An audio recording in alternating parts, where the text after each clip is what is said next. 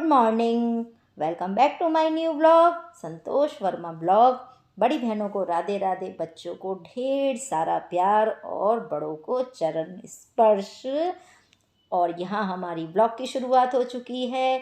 तो ये आज मैंने कल जो कवर धोया था ना, वो अच्छी तरह से सूख गया है। और सूखने के बाद में अब मैं इसे बेड के जो हमारा गद्दा है इसके ऊपर बिछा देती हूँ। तो मैं आपको दिखाना ये चाहती थी कि देखिए, ये गद्दे का कवर बिछाना, उतारना, धोना बहुत ही इजी है। इसमें इलास्टिक पड़ी हुई है ना, देखिए कितनी आसानी से ये बिछ भी गया है। और इसके नीचे जो वाइट कलर का दिख रहा है ना आपको, यही है इसकी प्लास्टिक, जो कि पानी को और धूल मिट्टी को इस गद्दे के अंदर तक नहीं जाने देती है। वैसे मेरा गद्दा काफ़ी पुराना हो चुका है, बीच में से दब भी गया है, लेकिन फिर भी ये काफ़ी कंफर्टेबल इसको कर देता है। नहीं तो देखिए, ये तो गया ही हुआ है और ज़्यादा ख़राब हालत हो जाएगी इसकी। तो इसीलिए मैंने इसके ऊपर ये कवर बिछा रखा है और ये कवर काफ़ी ही अच्छा है। कल मैंने आप लोगों के साथ में शेयर किया था कि मैंने इसको धोया कैसे था। मशीन में मैंने इसे ड्रायर कर लिया था और उसके बाद में सुखा दिया। ये अच्छी तरह से सूख भी गया और अब मैं इसके ऊपर बिछा भी दे रही हूँ। तो देखो, मैंने अकेले ही आप लोगों के साथ में इसे बिछा भी दिया है। नहीं तो अगर हम कपड़े वाले जो कवर लेते हैं ना, उसके लिए 2 बंदों को लगाना पड़ता है, जब जाके वो बिछ पाते हैं चैन की सहायता से। लेकिन इसे मैंने अकेली ने ही कवर कर दिया है गद्दे के ऊपर। और अब मैं इसके ऊपर बेड शीट भी डाल दूँगी। तो फ्रेंड्स, आप लोगों को मेरा ब्लॉग वीडियो कैसा लगता है आप मुझे कमेंट करके बताइए। अच्छा लगे है तो लाइक ज़रूर किया कीजिए, फैमिली एंड फ्रेंड्स में शेयर भी कीजिए और मेरे चैनल को सब्सक्राइब कर लीजिए। और ये बेडशीट मैं कॉटन की नहीं बिछा रही, कॉटन की बिछाते बिछाते काफ़ी दिन हो गए हैं। तो अब मेरा मन था कि कुछ सिल्क से मैं बिछाऊं, तो इसीलिए मैंने सिल्क वाली निकाली है। और ये ना बेडशीट जो है दोनों साइड वाली है। इसे हम उल्टी तरफ से भी बिछा सकते हैं, सीधी तरफ से भी बिछा सकते हैं। तो इसीलिए मैंने ये वाली बेडशीट निकाली है। और ये धोने में तो थोड़ी काफ़ी भारी लगेगी, लेकिन कोई बात नहीं, ये अच्छी भी लगती है देखने में। भाई देखिए, कोई चीज़ हमें अच्छी लगती है तो उसके लिए थोड़ी बहुत तो समझौता करना पड़ेगा। तो कोई बात नहीं, इसको मैं फ़िलहाल अभी बिछा भी दे रही हूँ। और पता है, ये ना दीवार के बिल्कुल चिपक के जो हमारा बेड लग रहा है, अगर ये थोड़ा सा भी इधर खिसका हुआ होता ना, दीवार से हट के होता, तो साइड में जाके आराम से गद्दे के नीचे दबा के इसे बेडशीट को बिछा देती। लेकिन इधर तो बिल्कुल दीवार से सटके है। अब आगे की तरफ को इसको खिसका नहीं सकते क्योंकि इतनी जगह ही नहीं है। और फिर आगे इधर की साइड में ना, जहाँ इसके पैर आते हैं गद्दे के, उधर की तरफ को वो है हमारी सोफ़े की कुर्सियाँ हैं। तो इसी वजह से ना मैंने इसको बिल्कुल सटा के लगा रखा है। और मेरा जो दर्द है ना सर्वाइकल का, आज मेरा सीधा पैर को बिल्कुल दर्द से दबाए बैठा है। बहुत तेज़ सीधे पैर में दर्द है, कमर में दर्द है, कंधों में दर्द है, गर्दन में दर्द है। बहुत तेज़ी तेज़ी वाला दर्द चल रहा है। लेकिन देखिए, फिर भी चेहरा मेरा सुस्त है, फिर भी मैं अपने काम में लगी हुई हूँ। और सुबह हस्बैंड भी मेरे पे गुस्सा हो रहे थे कि मत किया करो इतना काम, लेकिन नहीं मानती मैं, क्योंकि अभी मुझे बैठना नहीं है, मुझे अपने काम में लगे रहना है। ये भी एक तरह की मेरी एक्सरसाइज है। और फ़िलहाल मुझे डॉक्टर ने एक्सरसाइज करने के लिए मना कर दिया है दर्द की वजह से। जब ये थोड़ा आराम आएगा ना, तब जाके मैं करूँगी। तो इसीलिए मैं अपने धीरे धीरे धीरे धीरे काम में लगी हुई हूँ। और यहाँ पे मैंने पिल्लो पे भी कर दिया है सैया। और आप लोग कहोगे ये पिल्लो कैसा हो रहा है, तो इसकी भी मुझे रुई निकाल के और सही करना है। फ़िलहाल अभी नहीं कर पा रही हूँ, थोड़ा समय लगेगा मुझे ठीक होने में, पर ज़रूर मैं ये सारे काम करूँगी। एक बस मैं ठीक हो जाऊँ ना, फिर उसके बाद में सारे काम मैं आसानी से कर दूँगी। लेकिन अभी मेरी तबीयत ही ठीक नहीं चल पा रही है बिल्कुल भी। सीधा पैर में इतना दर्द है ना कि बस पैर रखना मुश्किल हो रहा है ज़मीन पे।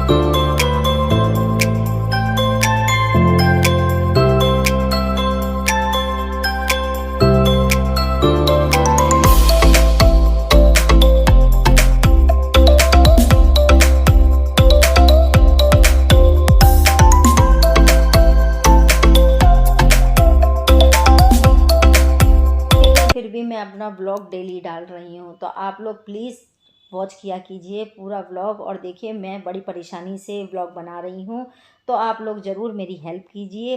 ठीक हो जाऊंगी तो अच्छे अच्छे आगे भी व्लॉग बनाती रहूँगी। परेशानी में सभी की सहायता करनी भी चाहिए। और मेरा तो इस टाइम पैर का बहुत ही बुरा हाल हो रहा है। पैर का क्या, ये सर्वाइकल बहुत ही ज़्यादा परेशान कर रहा है मुझे, और सर्वाइकल के साथ में साइंटिका भी हो गया है, तो और ज़्यादा दिक्कत हो रही है। तो आप लोग अगर जानते हो इसका कोई उपाय, घरेलू उपाय जिसे कहते हैं, तो मुझे ज़रूर कमेंट करके बताइएगा। और जितने भी कपड़े मैंने धोए थे आज के, उन्हें सभी को मैंने ड्रायर करने के लिए डाल दिया है। और आज है 15 अगस्त। तो आप सभी को, मेरी पूरी यूट्यूब फैमिली को स्वतंत्रता दिवस की ढेर सारी शुभकामनाएं, बधाइयाँ। और यहाँ पे बस मैं इतना ही कहना चाहूँगी। और आप लोगों के भी बहुत अच्छे अच्छे विश आए हैं मेरे पास में स्वतंत्रता दिवस को लेके। तो मेरी तरफ से भी आप सभी को बहुत बड़ा वाला धन्यवाद, थैंक यू। और यहाँ पे मैंने बस सारे कपड़े जितने भी धोए थे उन्हें सबको ड्रायर कर दिया है। ड्रायर करके अब मैं इनको अभी रख दूँगी। अभी सुबह की शुरुआत ही है और आज घर में सारे ही लोग हैं, आज किसी को भी कहीं नहीं जाना। तो मैं छत पे भी घूम के आ गई हूँ और सारा देख के भी आ गई हूँ, पौधों में पानी भी डाली आई हूँ, और अपने काम जो रेगुलर करती रहती हूँ वो सारे काम कर रही हूँ।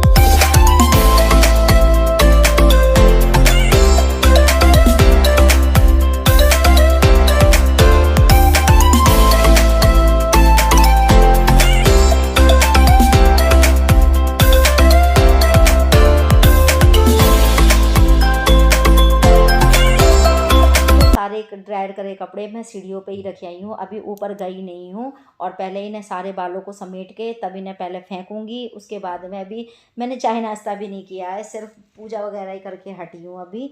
अभी और कोई काम भी नहीं किया है। और आज ना 15 अगस्त है, तो सारे ही आराम आराम से काम कर रहे हैं, कोई भी जल्द वाली बात नहीं है और ना किसी को कहीं जाना है। आज तो बच्चों को ट्यूशन भी नहीं जाना है, तो सब आराम आराम से काम कर रहे हैं।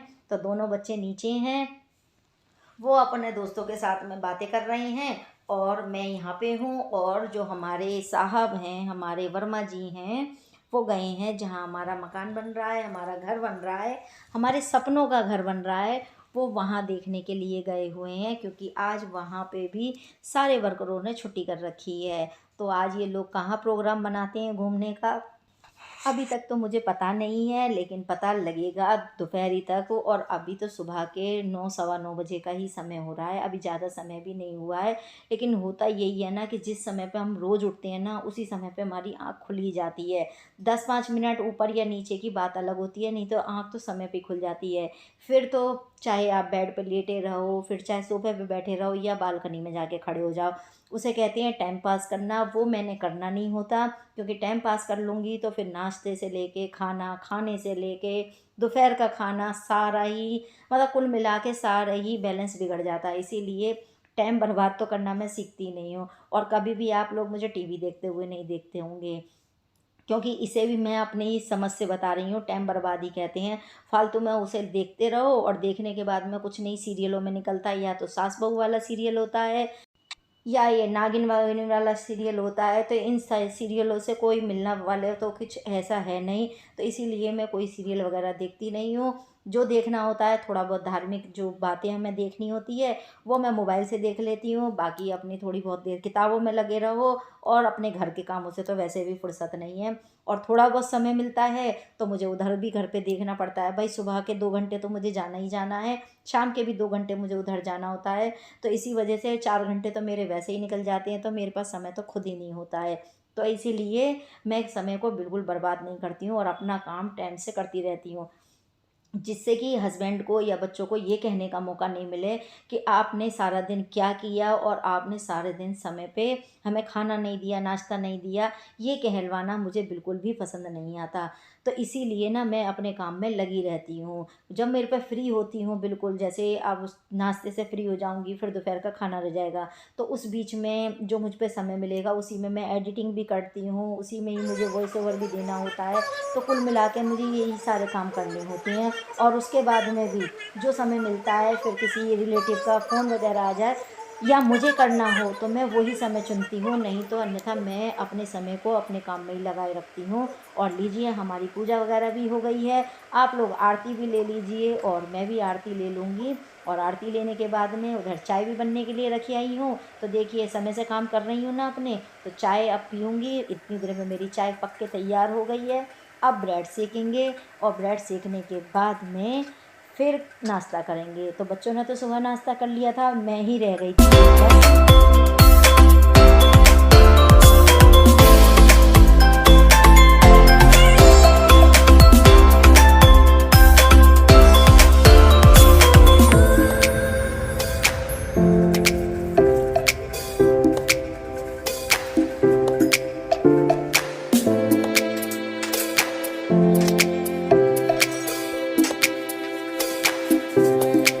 तो देखिए, 3 गैस के चूल्हे का क्या फ़ायदा है। एक गैस पे मैंने अभी घी पका के रख दिया है, दूसरे वाले गैस पे मेरी चाय पक रही है और तीसरे वाली गैस पे मेरा ब्रेड सेकने के लिए तवा रख दिया है। तो हो गया ना तीनों का फ़ायदा मेरे पास में। और जो मैं ढूँढ रही थी वो है रबड़। और रबड़ जिसे जो ब्रेड के ऊपर लगा देते हैं ना, जब हम ब्रेड का पैकेट खोलते हैं तो रबड़ बाँध देते हैं, तो वही वाले रबड़ का छल्ला जो होता है वो नीचे गिर गया था, तो उसे ही ढूँढ रही थी। वैसे ब्रेड ख़त्म हो चुकी है, अगर वो छल्ला खो भी जाता है तो कोई दिक्कत की बात नहीं है। और यहाँ पे मैं ब्रेड सेक ही रही हूँ। इतनी देर में मुझे आवाज़ लग गई है। अब मैं चलती हूँ कूड़ा देने के लिए, क्योंकि कूड़े वाली दीदी भी आ गई हैं कूड़ा लेने के लिए। और मैं आपको जुगाड़ भी दिखाऊंगी अपना कि मैंने क्या जुगाड़ बना रखा है। तो चलिए आप लोगों को दिखाई ही देती हूँ। अब देखिए, दिखाने से ज़्यादा बढ़िया तो कोई बात हो ही नहीं सकती है, तो इसीलिए मैं आप लोगों को दिखाई देती हूँ। और अभी मेरे कपड़े तक मैं भरे हुए ही रखे हुए हैं और बाहर घटाव हो रही है। आप लोगों को देखने में लग रहा होगा ना कि सूरज निकलने और खूब तेज़ रोशनी हो रही है, पर ऐसा हुआ नहीं है। आज 15 अगस्त वाले दिन और बारिश ना हो, ऐसा हो ही नहीं सकता। तो बाहर बहुत तेज़ घटाव हो रही है, लेकिन सूरज भगवान निकलते हैं तो देखिए उजाला तो रहता है। तो वही उजाला आप लोगों को कैमरे में ऐसा लग रहा है जैसे धूप निकल रही है। और मैंने इस बाल्टी में बांध रखी है रस्सी, जो कूड़े वाली है हमारा डस्टबिन, उसमें मैंने रस्सी बांध रखी है और उसी से ही नीचे लटका के कूड़े वाली दीदी को दे देती हूँ, दिक्कत ना हो मुझे नीचे जाने की। मुझे सबसे ज़्यादा नीचे ऊपर के चक्कर लगाने में बड़ी दिक्कत होती है। और ख़ासकर जब जब मुझे कोई काम करना हो, एक तो सुबह सुबह काम का इतना टेंशन होता है, ऊपर से इस कूड़े को और लेके नीचे जाओ, फिर बहुत दिक्कत हो जाती है। कुल मिला के ये है, तो यहीं से मैं इसलिए ऊपर से ही दे देती हूँ। और मैंने बाहर जो कपड़े सुखा रखे थे 2-3, वो भी मैं अंदर ले आई हूँ, ताकि अगर बारिश भी आएगी ना तो कोई मुझे परेशानी नहीं होगी और ना कपड़े भीगेंगे। और आने के बाद में मैं कूड़े की बाल्टी रख के हैंड वॉश कर ले रही हूँ। अब जाऊँगी बाद में किचन में। और अभी मेरी वहाँ पे ब्रेड भी रखी हुई हैं तवे पे, तो देखती हूँ उनका भी क्या हाल है। और ये तो जल गई, ये तो बहुत ज़्यादा जल गई हैं। देखो आप ही, आपको दिखाती हूँ कितनी कितनी जल गई हैं। आज तो मुझे नाश्ता भी ना जला ही मिलेगा, बहुत जल गई है तो। लेकिन चलो कोई बात नहीं, जली हुई ब्रेड को ही खा लेंगे। और मैं अभी एडिटिंग कर रही हूँ, वॉइस ओवर कर रही हूँ, तो ये तो बहुत ज़्यादा काली लग रही हैं। इतनी तो जब लग भी नहीं रही थी, जब मैं मतलब इन्हें सेक रही थी और उसके बाद में देखा था ना मैंने, तब इतनी जली हुई नहीं लग रही थी जितनी जली हुई ये अब लग रही हैं। आप लोग सोचोगे कि इससे तो अच्छा है इन्हें गाय को दे देती, पर ये इतनी जली हुई नहीं थी जितनी मुझे अब दिख रही हैं। पर कोई नहीं, अब तक तो मैं खा भी चुकी इन्हें। और अब इन पर लगाती हूँ नमक, और नमक से इन्हें लगा के चाय के संग में करते हैं नाश्ता। तो अब मैं आप लोगों से नहीं पूछूंगी नाश्ते का, क्योंकि जली हुई ब्रेड है। आप लोग सोचोगे जले हुए नाश्ते को खिला रही हैं हमें। और नाश्ता करने के बाद में अब चलते हैं छत पे। तो ये जो जितने भी कपड़े कल के सुखा रखे थे मैंने, उन्हें सबको उतार ले रही हूँ। और जो आज कपड़े लेकर आई हूँ उन्हें सबको सुखा दूँगी।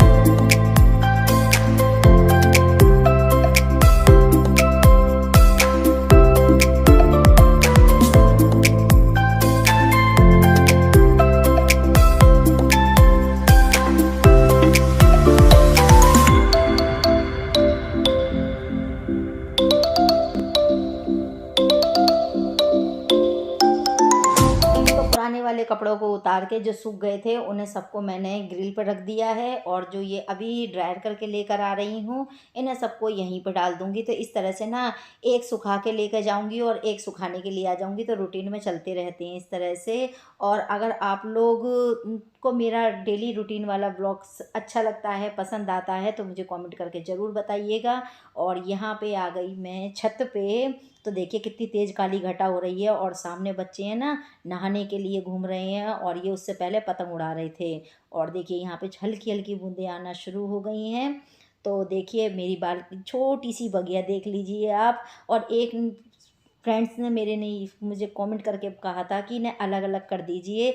तो अभी अलग अलग इसलिए नहीं कर रही क्योंकि इनमें ना बीज बन रहे हैं और यही बीज एक दूसरे के जो ये हमारे पॉट रखे हैं इन्हीं में ही गिरेंगे, तो एक नया पौधा हमारा तैयार हो जाएगा। तो इसीलिए इनको मैं अभी अलग अलग सेपरेट सेपरेट नहीं कर रही हूँ। इन्हीं का जो बीज बन रहा है ना, जैसे तुलसी जी का बीज बन रहा है और भी बहुत सारे सदाबहार का बीज बन रहा है, तो ये सारे बीज ना किसी पॉट में गिर ही जाते हैं और एक नया पौधा तैयार हो जाता है। अन्यथा नहीं तो ये ना ज़मीन पे गिर जाएंगे और वो बीज खराब हो जाएगा। तो फ्रेंड्स मैंने आपका जवाब भी दिया है। तो फ्रेंड्स अब मिलूंगी मैं अगले नए ब्लॉग वीडियो के साथ में, तब तक के लिए बाय बाय। पसंद आए तो एक लाइक ज़रूर किया कीजिए, फैमिली एंड फ्रेंड्स में शेयर कीजिए।